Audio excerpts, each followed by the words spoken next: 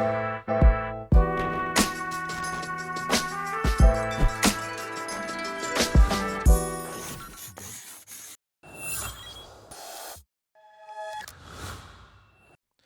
is the Dope Black Dad podcast. My name is Marvin Harrison. If we had extra people in the room, they'll be clapping right now. But there is some people, but there's not enough to... Can we clap? We can clap. Yeah. Hey.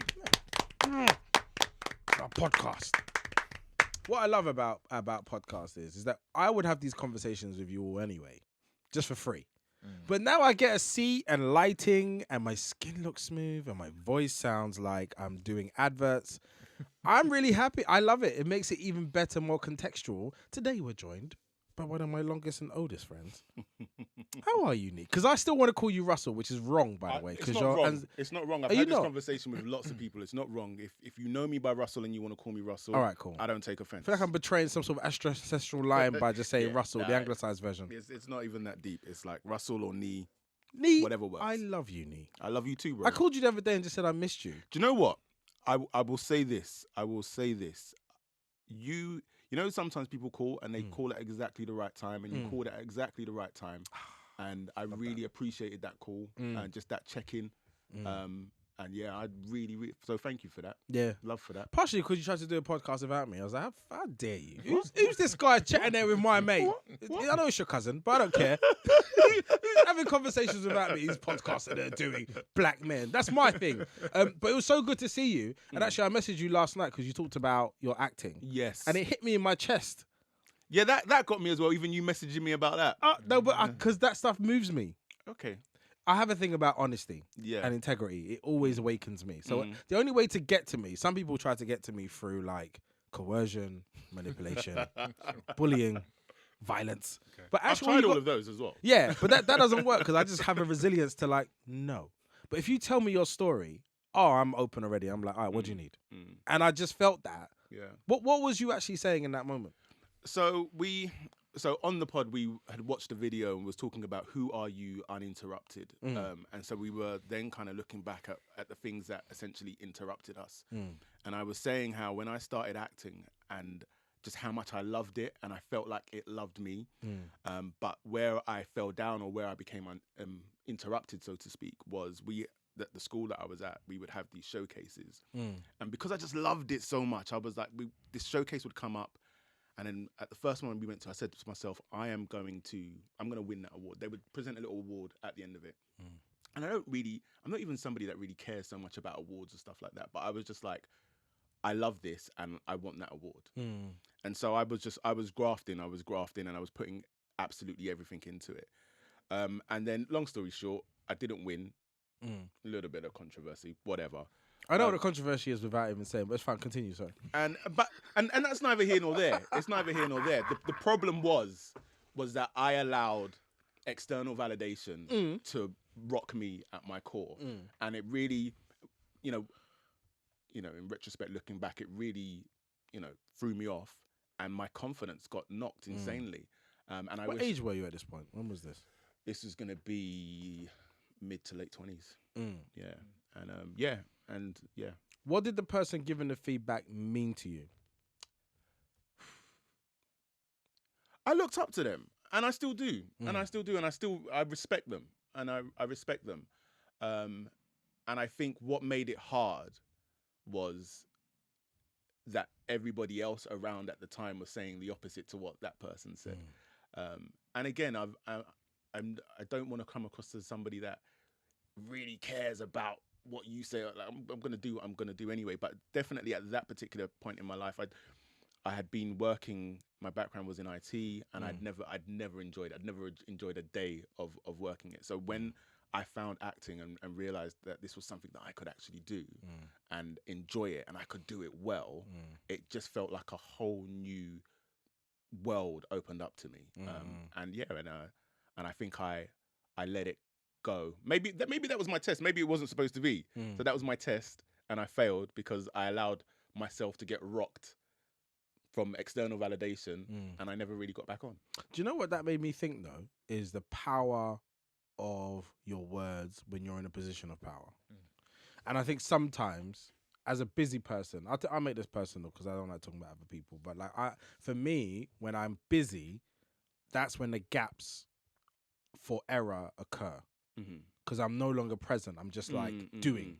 And I think that means that sometimes I might miss a context that is true. But if anyone understood how my mind works, I'm hella absent. The only way I can be present is to not remember too much of the past and not think too much to the future. So sometimes I'm just talking to someone and I forget something they told me, something that's personal, something that's sensitive, and I just won't remember. And I will speak as if that thing didn't happen and it was a big moment maybe between me and them. So I have to realize that my words always have to be considered, period. And also when I get in my flow as well, when I'm laughing and joking, it gets even more flagrant. So we'll talk about what happens when we gather at my house. So basically I do these dinners and this week, what day is it today? So Saturday, we had a gathering at the house and we had dinner. And what was beautiful is that the people that came around, we had the best conversation ever. But then you just realize that as much as there are all these amazing people, I know everybody's story. And then you're realizing that people are asking very clumsy questions amongst each other. And you're like, I just want to manage this a little bit better. So I always have this practice of like, whenever we gather, before we eat, I set the agenda of the space, how we must conduct ourselves. Because it just means that people don't get flippant. And it just means that everyone's a bit more considered, that there are vulnerable people. We're all a little bit vulnerable anyway. Yeah. So I really appreciated you saying that because it reestablished to me what's important in terms of speaking to people. Because for me, I'm just an 8-year-old boy having vibes, yeah? And I'm just like seeing stuff and like, cool, that's interesting. But to some people, I have a meaning, which is if I say something good about this, then this validates everything that someone's been working for. Or, you know, and I'm just like, I don't see it. So I have to remember that it does have meaning. So I really appreciate you saying that because that meant a lot. Thank you. My other guest. Hi, David. Hey, thank you so much for joining us. it's a pleasure. So people don't know, like there's sometimes when people reoccur in your life, it's a really good sign. And if they occur from multiple places, then it's like, all right, who's this fella? Who is he? Who co-signs him? Who said he's any good? And so what's beautiful is Nina, who's the mother of my children, one of my closest and oldest friends, was talking about you, about just work. And she was just like, oh, I love this show he's doing, and yeah, he's a great person. I was like, oh, cool. And I went to go watch an episode. And you know when you turn something on and you get 10 minutes in, you're like, no, this is good. I need a minute. I got to finish watching Good Wife and then finish this season of Suits. Then I'm going to start this and then I can watch the rest of it later. So I haven't finished it yet. I'm 10 minutes into one episode and I know it's good. Okay. And then afterwards, someone else came up to me and said, oh, this guy's doing amazing things. I was like, oh, that's really nice. And then I followed you on Instagram. I stalked you. You're a very handsome fellow, by the way. Oh man. Do you know that though? Do I know that? Sounds like a yes. He knows. I feel like I can hear it now. So this is why I love you, David. I feel like I can hear it. No, now. because that's powerful wordage. That's actual, like, to receive it is something else. And by the way, I have the same journey as well. Because I wasn't attractive until I was about 24. And so you have all that memory of developing, being like, you ain't it. And then one day, someone sees how tall you are really. Tall and long. And then all of a sudden, it's like, they start stroking the back of your elbow and you're like, what do you want? Yeah. So I don't trust none of you because I was there at 15. So I hear that. But yeah, so I heard about you from 3 different people and then I followed you online. And then what the most beautiful part that I really, really enjoyed is your relationship with, I believe it's your eldest daughter. And I was like, you have an adult child. And then I just whispered it to myself. There's another guy, Kwame Kwarten, who was in our group, amazing human being. And he also has... Do I know Kwame? Kwame, you must do. He's been in music for many years, but he's a beautiful soul. And he has an adult child. And then I met his adult child and she was so impressive. Like, I've never been so impressed by someone before, period, let alone like somebody else's child. And she then went on to start Dope Black Queers and like they've gone on to continue helping the community, which is amazing. But for you, like you also are a great person and handsome, but you also have a really good like credit list in terms of the shows that you've done. Thank you, I appreciate it. How can we talk about some of the credits you've done? What is the most impressive? What's the one where you sat there and you was like, I did this? So it's always a hard question to answer that one, isn't it? Because like and I thought I'd come up with this, but then I heard someone else say it in answer to the question. So I think it's a thing where people talk about the parts they've played as being like children, like which is your favorite child, and that resonates with me. But then I heard Kerry Washington interviewed recently. This is a close personal friend, Kerry Washington. No. Okay, cool. Just making sure, because I will turn up to your house for dinner. Yeah. Okay. And she said something that really resonated with me, where she said about learning from every character that she's played, learning about herself and how these characters draw something out from them. So I found that really interesting. But I would say I did a film called Interstellar, and I was so in the zone for that film. We must have filmed for about 3 months. That it wasn't until I was on the plane on the way home, and I was, because my family and we have a 2-week rule, so I backwards and forwards to seeing them.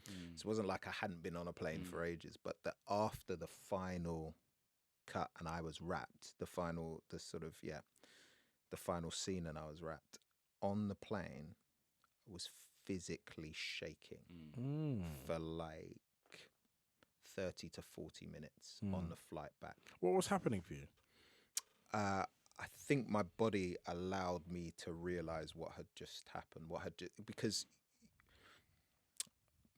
I don't know about you guys, but maybe this will land with you, but sometimes we're in spaces where it feels a little imposter syndrome. And the first day I was in the hotel, usually I'll get a bit of food, I usually go to my room, but we were in Iceland and they didn't have room service at this one hotel where we were. So I was just like in the corner and I heard this voice say, "Hey, David, come on over." And it was Anne Hathaway. Oh. And she was sat on a table with McConaughey, Matt Damon, and Christopher Nolan. Wow. And suddenly I was on this table. Easy. All right, what about our table here? Yeah. I'm slowly warming up to this table and the vibe here. But yeah, I just remember thinking, I think everyone here has an Oscar, and everyone here has, at that time, everyone here has well over $1 million in their bank account. That's literally what was going through my head, and I was not in any of those brackets. Yep. And so they're talking, and I'm trying to be part of the conversation, but that's going on in my head. What's the way to be? How should I be acting? And I think from that moment, I just switched on into autopilot of I'm here for a reason and I need to deliver. So that's what was going on for me. My body just relaxed, and I was, and they fly you first class. So It's nice. It was very nice, but Stretch that out first your 40 legs. minutes when they were offering me stuff, I couldn't eat anything. I was just like, That's always a thing. Don't you find yourself almost like apologizing for being served in the way that they serve you? I always find myself being like, no, thank you. It's okay.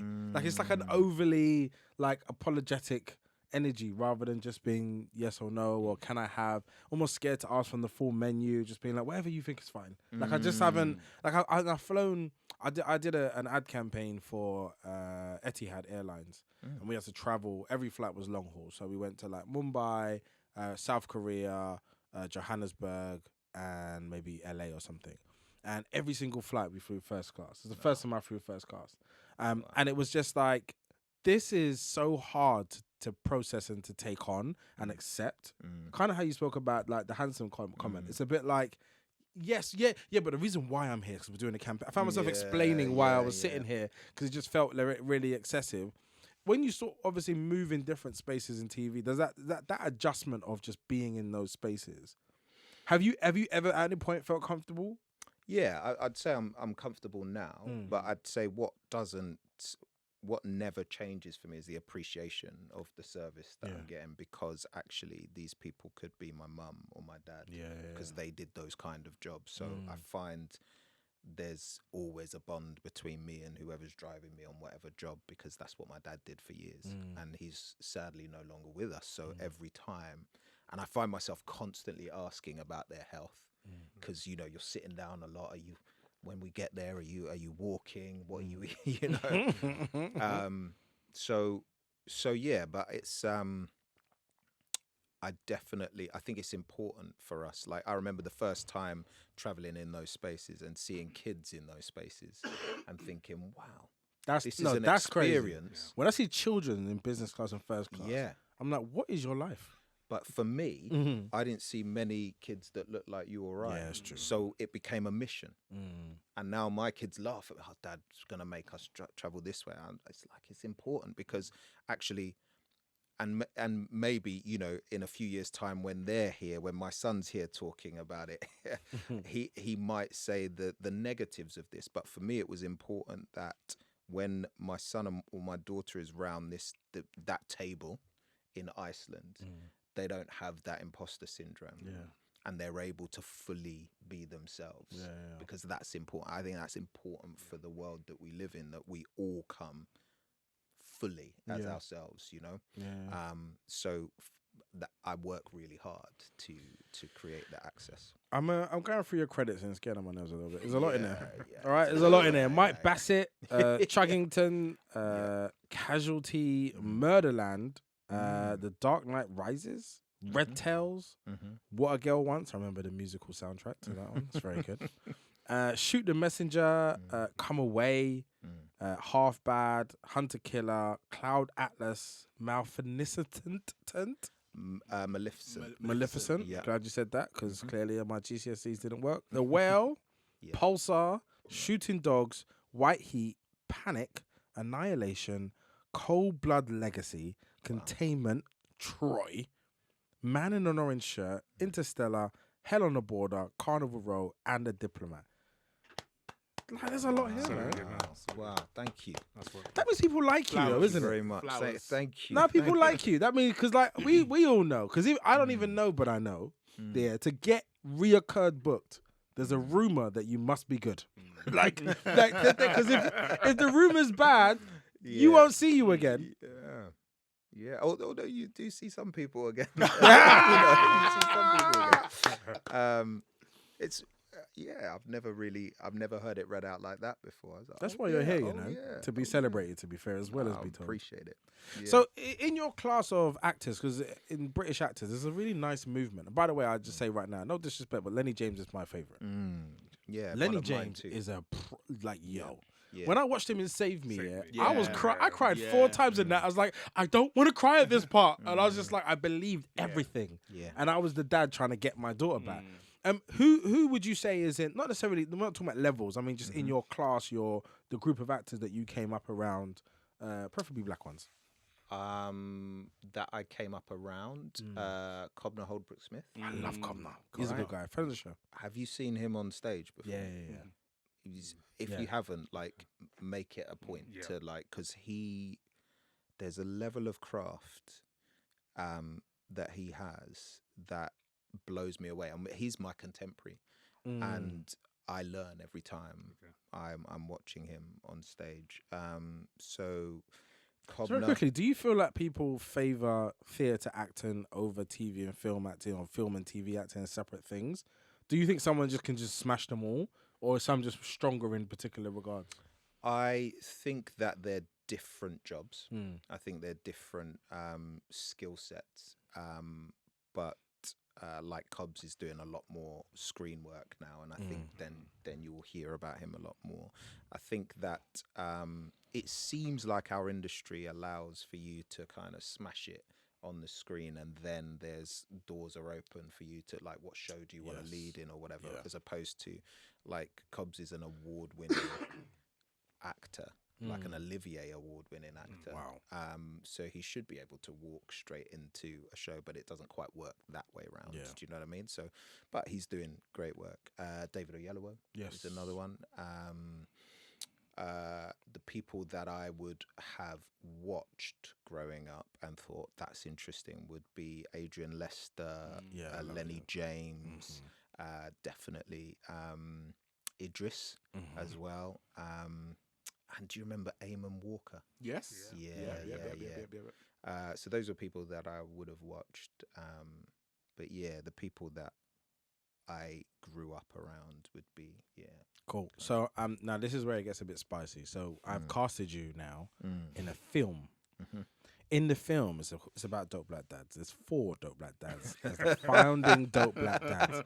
Out of all the black men in film, TV, and theatre, who would star alongside you? Because you're my anchor. I have to cast you first. Right, We're close personal friends. We went to dinner with Kerry Washington. Now I can't live without you. Who were the other 3 black men to play alongside you? To play alongside me. Okay, so for the founder, there's two names that are coming to me, and it's about energy. It's about holding a room and entertaining a room, and one of them is Will Smith. Oh, and the other one actually is this new Will Smith or old Will Smith? I'm joking. We love all of you. And then the other one actually is John Boyega. He has a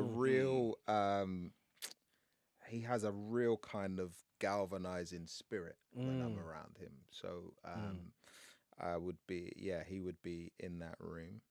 And we got the anchor. We need like a funny, strange, quirky one, because there's always a quirky one. A funny, strange, quirky one. Yeah.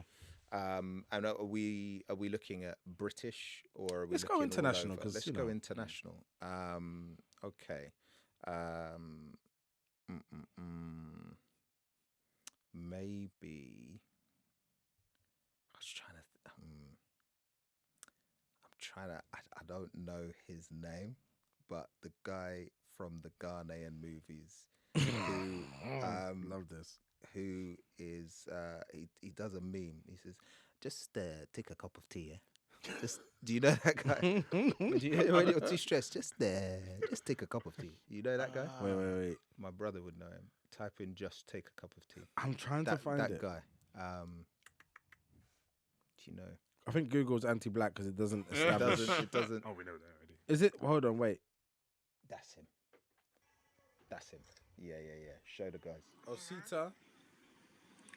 You need tea to relax your nerves, chill down after stress and all that. Just take a cup of tea. Yeah.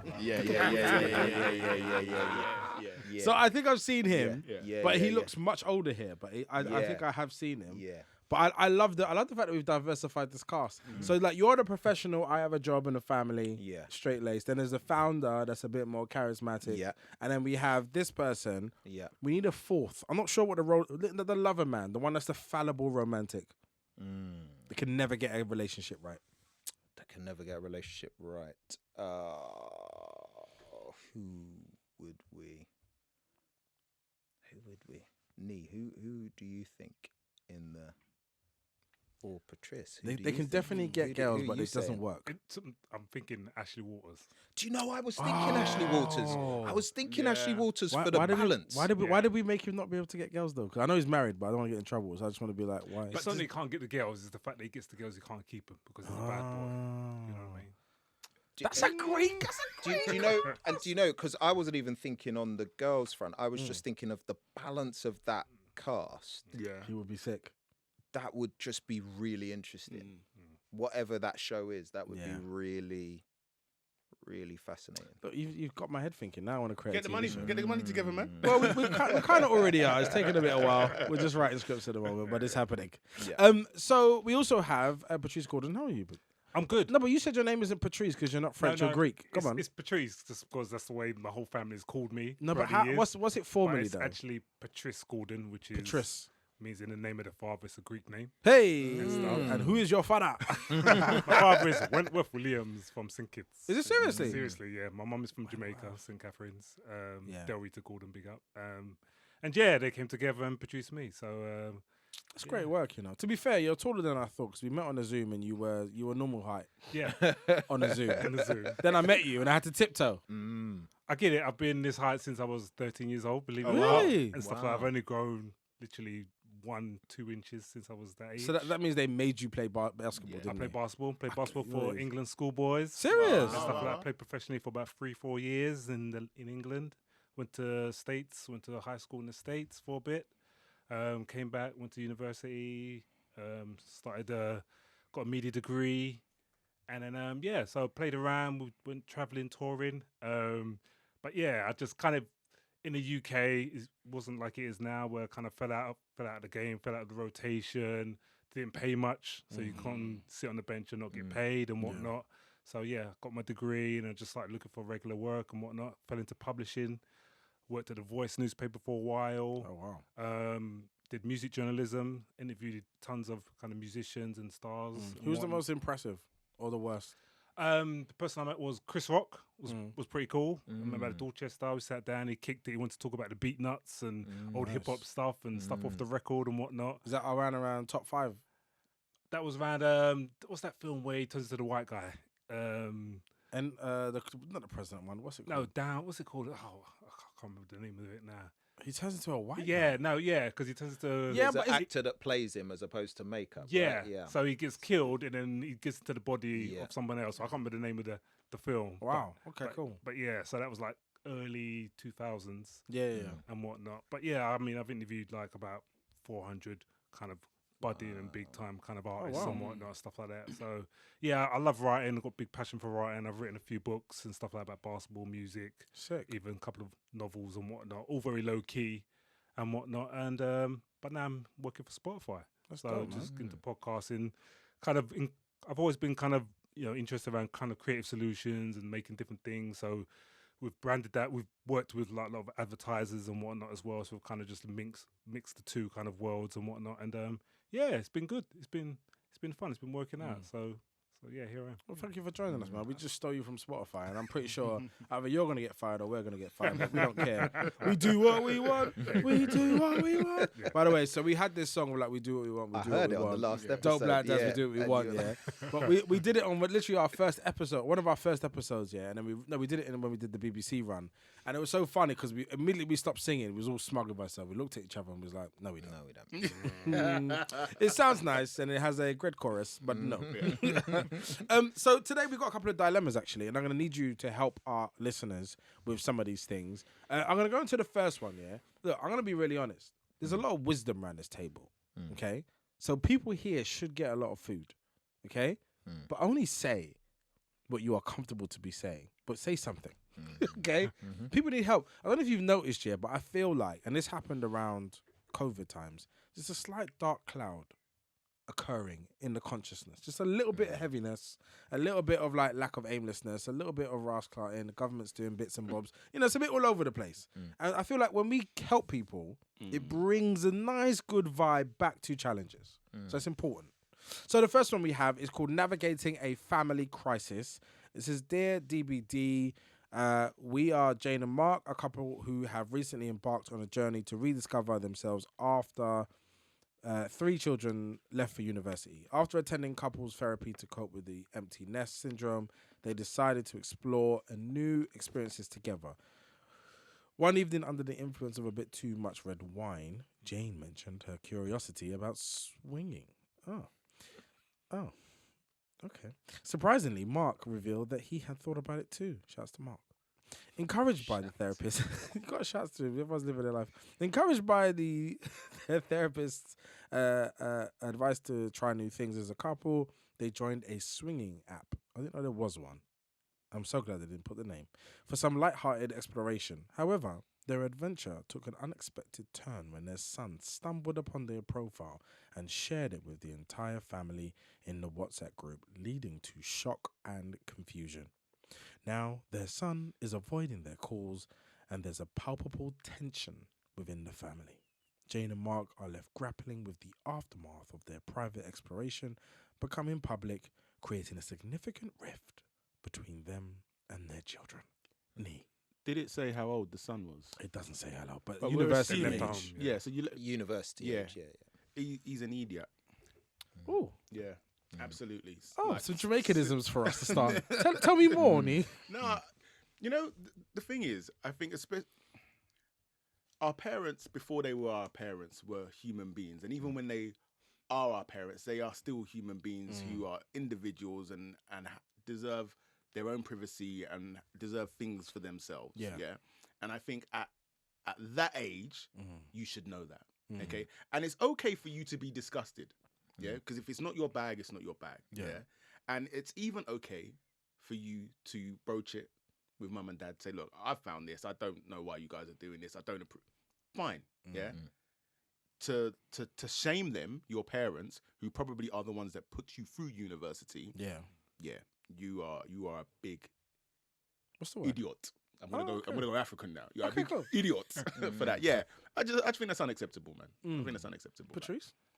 Well, just to bounce off your one, I think it's a case of maturity for the person. You know what I mean? I think sometimes the shock is so deep, it's so emotional that they're going through so many different issues. You know what I mean? So if I bring it back to my own situation, I had a similar situation where I walked into my parents' situation. I was at university, they were upstairs, then they come out of the bedroom and they, whatever, embarrassed, you know? And I was kind of like, you know, what's going on here? You know, and for one, I was like, yeah, they're old enough and I know what they're doing. I'm mature enough to kind of understand that. But then they're my parents, and you always look at your parents with a kind of rose-tinted glasses. You don't want to accept that that's what they're doing because you think that's what you should be doing. That's what your time of life is. I think, you know, maybe in your early 20s, you don't think what life's going to be like in your 40s, you know what I mean, or older. So I think, yeah, I think it's a bit of maturity for the boy to kind of understand that and to grow with whatever happened. But I think ultimately he's just dealing with his own kind of insecurities and just trying to understand that. And I think it's more about the shame. If it's online as well these days, I think, you know, friends could see it and whatnot, and it could just be a drastic situation where that person's got to deal with seeing his friends looking at his parents in a sexual way, which clearly that person doesn't want to happen.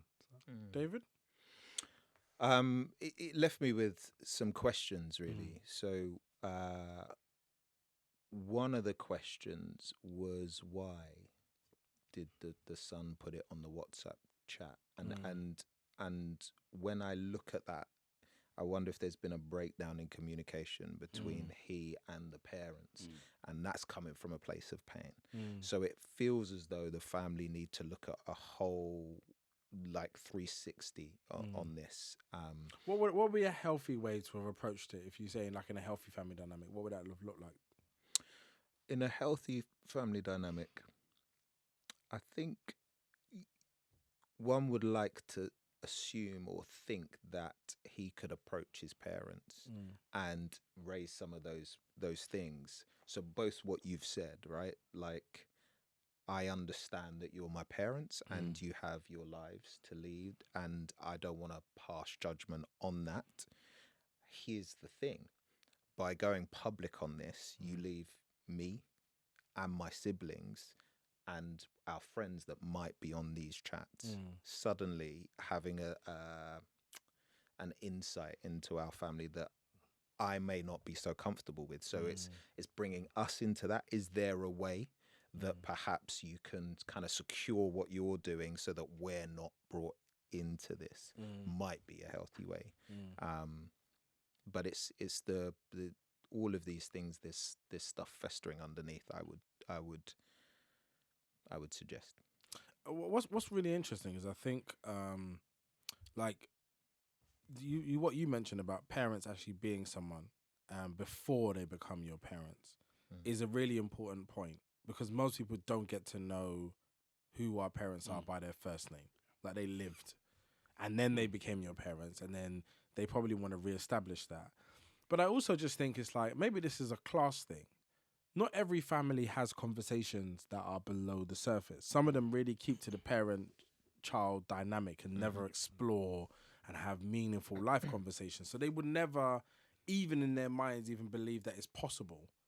And I think if you're brought up quite straight in one of those families where it's like mum, dad, us, there's no one else involved. Like, you don't even have aunts and uncles. Like, in our families, aunts and uncles are just like mum's friends from 20 years ago. Or you might overhear aunt and uncle arguing and why they divorced and who cheated on who. You might overhear some things. If you don't come from one of those houses, that must be like actual news to you. That's actually mind blowing that your parents are having sex with someone else. And what does it mean? Is it going to be a divorce? Does it mean that it's over? Does it mean how long you've been doing this for? Like, what does it actually mean? And I think a lot of children get their identity from their parents. Does that make sense, Nii? Yeah, it does. I'm just thinking about like in my own situation, and I just don't know if I would much in like you. Walking in and not walking in, but seeing your parents, you're like, oh my gosh, like nobody really wants to see it. We know it happens, we don't necessarily want to see it. Math tells us that it happens. Math tells us that it happens. Yeah. So if number one, how did he get on himself? How did he get onto that website? I don't know. It doesn't because say. you need to log in and create a user. Hey. So I've been told. The rumors. So they say. So like just the thing of like, we as adult children also need to learn to give their parents grace. Yeah, like for everything that they've done or even not have done, but like they are humans in their own right, and it's okay. Like I said, you can be disgusted. Yeah, you can be disgusted, but that's a conversation. Yeah, that's a conversation. But and it's funny what you said about why, because then that automatically made me think about because really what you've tried to do there is you have tried to shame your parents, and that made me think, well, that's a get back. You see what I'm saying? So it's like something that happened in your childhood, or maybe not even in your childhood, in adulthood, where you're like, gotcha. Yeah. And so there's all sorts of things going on there. But what are some of the things that your children don't know about you? Because I'm at that age where my children just don't really know what I do. They come, but they don't get it. But what are some of the things that your children will be like, I had no idea?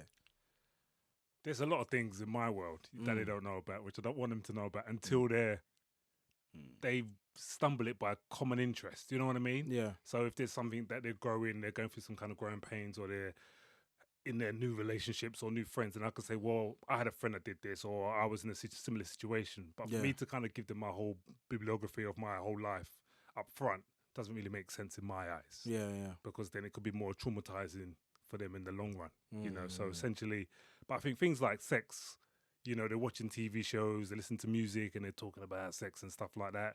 You know, me and the kid's mum are close in terms of we cuddle on the sofa and whatnot. But, you know, do we go, you know, say we're just going to go upstairs and have some nookie? We don't, out of respect for them, because maybe mentally they're not mature enough for that stage yet. So it's a case of... How old are they? 17 and 13. So it's a case of just waiting until... Well, your 17-year-old knows. Yeah.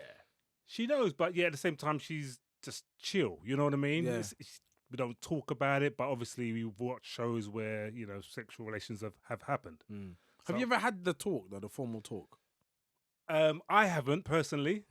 I think my partner has. Yeah. But I think it goes through phases where you talk about maybe their bodies are changing and whatnot, but we haven't had, this is how babies are made. I always remember someone told me that I should tell them when they're like early, like 5 to 10-year-olds, because right then it's kind of a bit ignorance.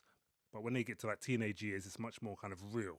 You know what I mean? But I think there's still an age where they're just happy to be kids and happy to have that adolescence kind of lifestyle, you know? So it's so interesting. I was having a conversation because Ramantha, who features on this podcast sometimes, she has a documentary called Sex and Pleasure. And on there, she was just discovering like how people and parents talk about this subject. And I actually got called onto Good Morning Britain to talk about this. But I had a reservation because the sex part is just biology. It's science. It's just what happens practically. There's no meaning behind it. It's just what happens, what everything in the anatomy does. Then the pleasure part is a different thing.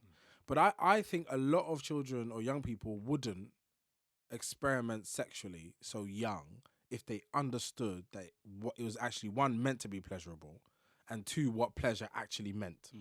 So I think because you don't know, it's just an act to do. Yeah.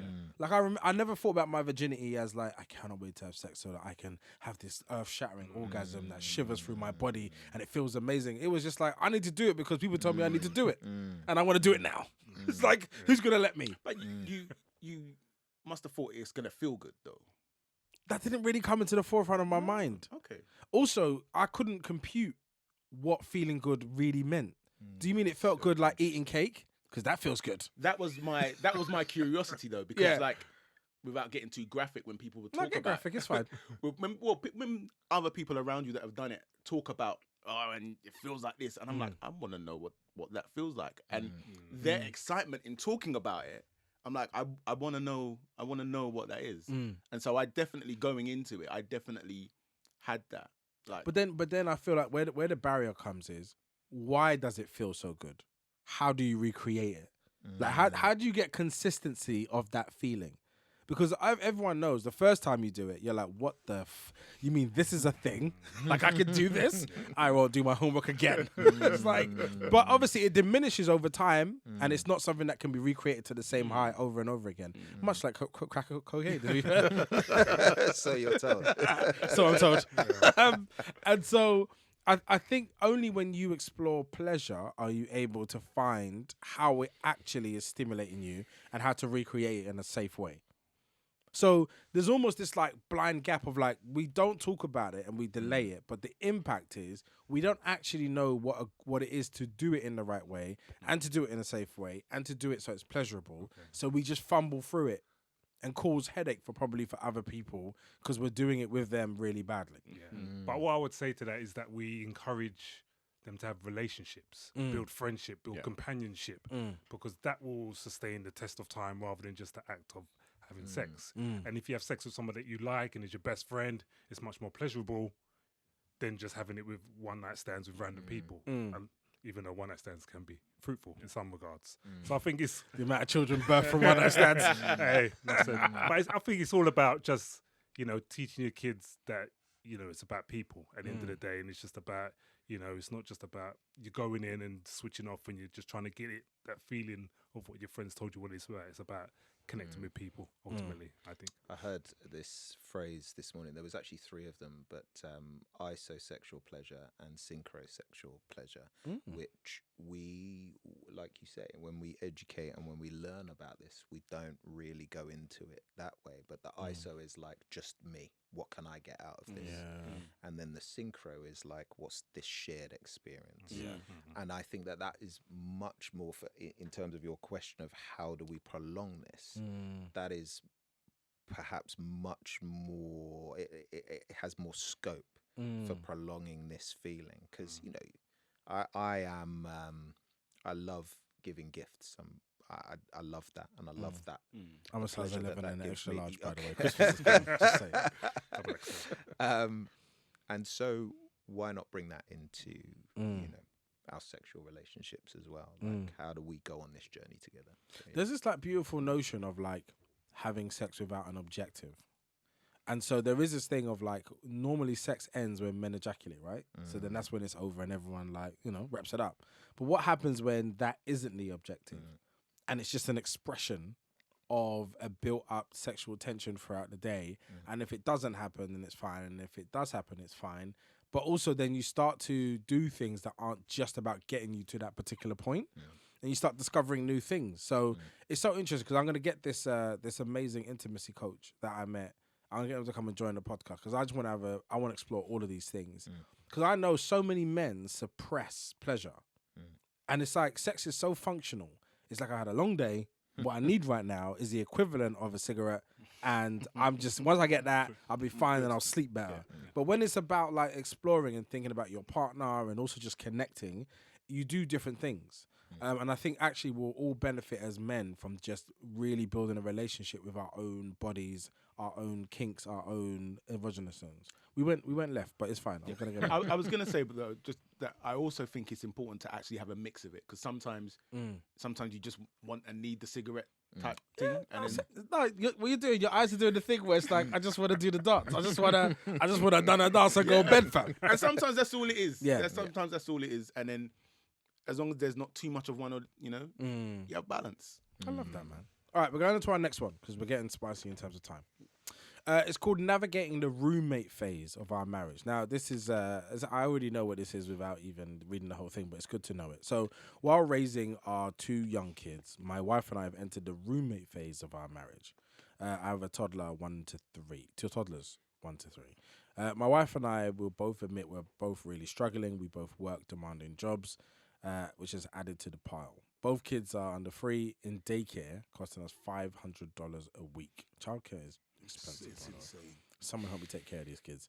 And at that point, where they're fighting us for every turn, whether it's nap time, bedtime, eating, or simple playing, everything seems like a battle for us.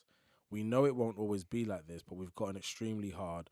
It's gotten extremely hard, especially with zero support from our parents or family to get much needed date night or afternoons alone. We have sex when we can, but both know it's lacking, and the mental and physical exhaustion from raising our beautiful family and working full time is bringing it down. Thanks for listening to this rant. We know it will get better and are still deeply in love. Just need us to get it out there, and those who feel alone, we're all going through it in one way or another.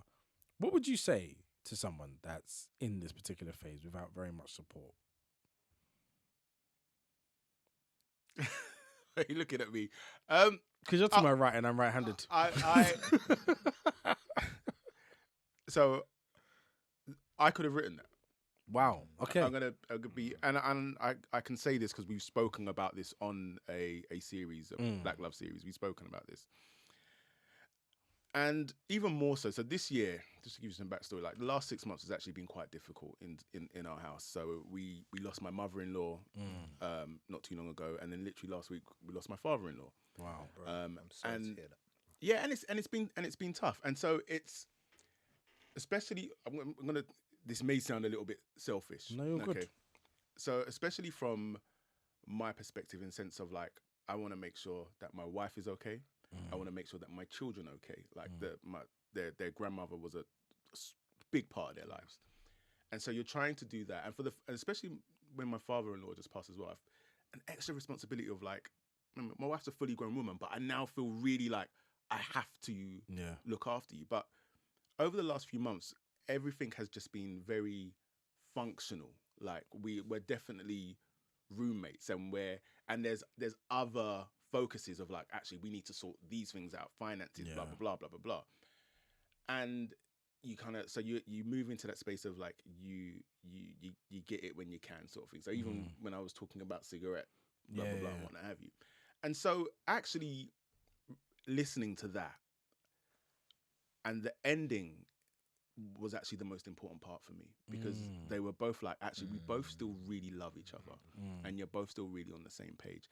And I think that's what relationships and marriage is about, because you're gonna, we've been through these periods before where it's just like, hey roomie, you know, and then we've been through other periods where it's like, well, go on. you understand? Okay. And I think the most important thing is if you both understand, oh, we're in that phase right now, okay, and you both understand that this phase doesn't last forever, but it's a part of the bigger thing, then I think that's okay. But if you're both not necessarily aligned in that, if one person's like, well, I don't really care that we haven't, then that's problematic. But I think as long as you both of you are on the same page, then eventually you get back to yourselves. The kids get older, they start doing more things. You get a little bit of time back to yourselves. Yeah. I hear that. That's really powerful. What about you, Patrice? Yeah, I agree. I mean, me and my partner have been together for 20 plus years and stuff like that. And like you said, you go through your highs and your lows and whatnot. And I think you just got to remember what the objective is of the relationship.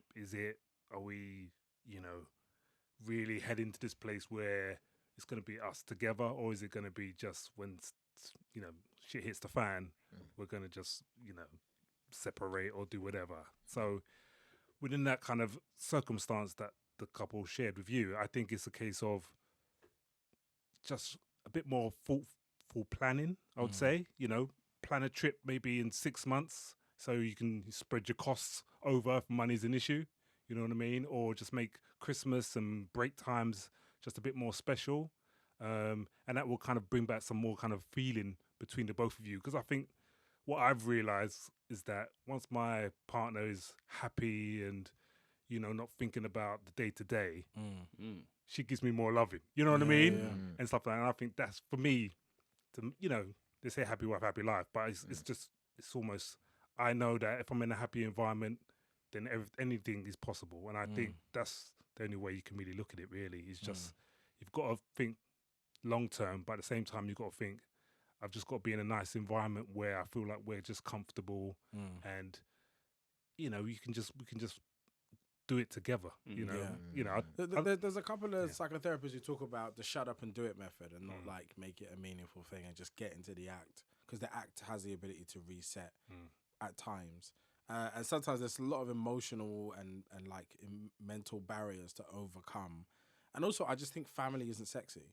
Like as much as it is, like, and I think one of the things that I think Esther Perel is one of my favorite people to listen to about relationships, and she says something about distance, where like seeing someone in their light and in their power, like maybe your partner watching you on this podcast speaking, representing yourself and sitting at a table, she'll get turned on more likely by that than you just like fixing stuff around the house. And so it's important to be powerful outside of your family unit and still have that light. What about you, David? What's your thoughts? I think my partner would be very turned on if I was fixing things in the house. There's a pile of things. That's real. I'm coming back to them. I think that. So I've been married 24 years. Hey. And what I've found is that we're blessed enough to be able to go on dates where, there's a hotel and there's a nice and all of that. And I love doing that. But, what I love even more is grabbing a coffee with Ems. And we have a dog now. And nice. I make it a point that we'll walk the dog together. And there's no phones on that. And we check in. And so what I would say to that couple is, like, it became important for us to have childcare and even dog care so we could have time together. Now I realize that, cost of living and that, as you said, the governments are doing what they're doing.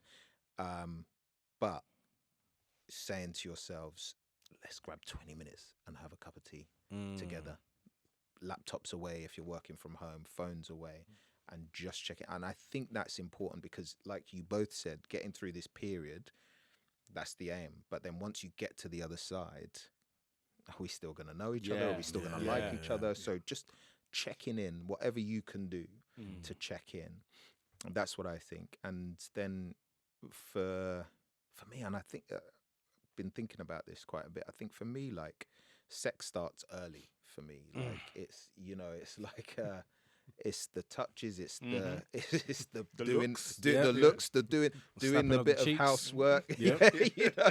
Respectfully, make sure that we're clear for that. So that's what I would say. But I say that with the caveat that I realise that especially that age that the kids are at. My kids are at a different age, so there's a bit more space. There's the caveat of I appreciate that that's difficult, but if you can, just make each other a cup of tea or coffee or juice or super malt, whatever. Do you know what I love is that my partner has. I've observed that when I cook for her, it's a love language. Her eyes change, and I was like, oh. I got a meal a day. Listen, I'm Googling meal plans.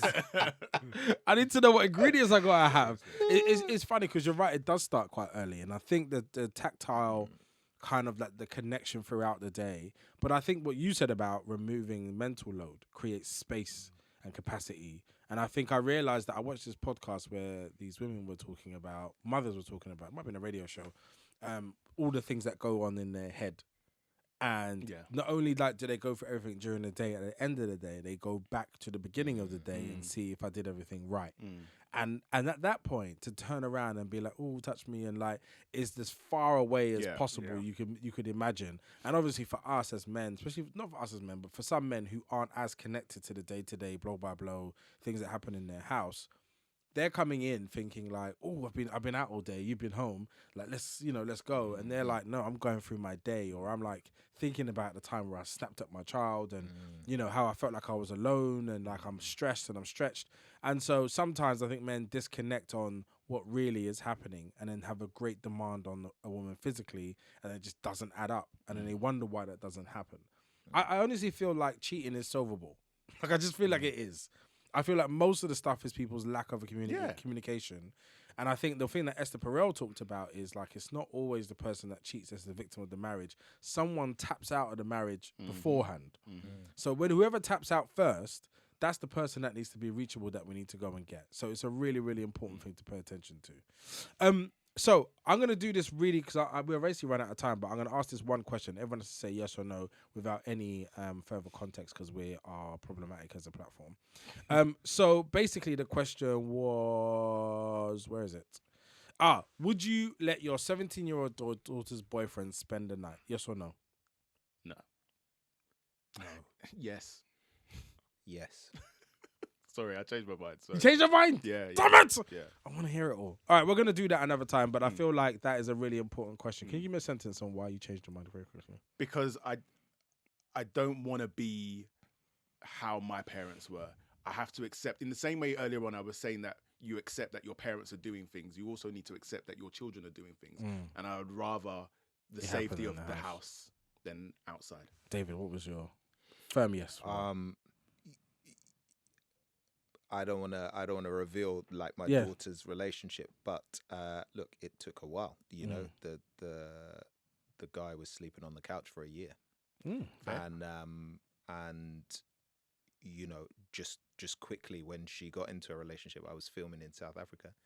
I flew back that weekend. Hey, yeah, and we went on a walk. I said, we're gonna go on a walk, and she said, Dad, I think you're being a bit extra. I said, listen. If Mum called me and said, Elsa's met this person and she wants to give him the keys to the house, the savings accounts, passwords, the keys to all the cars, and I was like, yeah. For how valuable do you think you are to me compared to all of that stuff? Yeah, because I'd give that up in a heartbeat. So, and I think that signaled something to them, and by the time I'd met the guy and we'd got on, I was like, okay. What was your firm no about? The walls are too thin. You know what I mean? That's fair. That's so fair. You know what I mean? Thank you so much for joining the Double Like Dad podcast. My name's been Marvin Harrison. I've been joined by Nii, Patris, and David. But most importantly, you are amongst the family of Dope Black Dadders, and keep sending your dilemmas over to us. We are here to solve all the challenges that happen in the wider society, preferably the more funny ones first. But thank you so much for joining us, and please subscribe and please keep watching wherever you get your Dope Black Dads energy from. Thank you. It's a pleasure. Peace. Thank you,